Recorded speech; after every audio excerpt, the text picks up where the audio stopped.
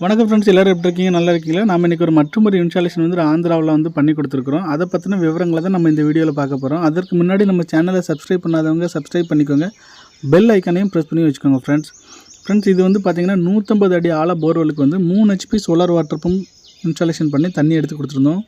இங்கே வந்து பார்த்திங்கன்னா நம்ம பயன்படுத்தியிருக்கிற ட்ரைவ் வந்து 4M ட்ரைவ் கண்ட்ரோல். அது போக வந்து நம்ம பயன்படுத்தியிருக்கிற மோட்டரும் பார்த்திங்கன்னா 4M மோட்டார்ஸ் தான். இந்த ட்ரைவுக்கு வந்து 3 வருஷம் வாரண்ட்டி.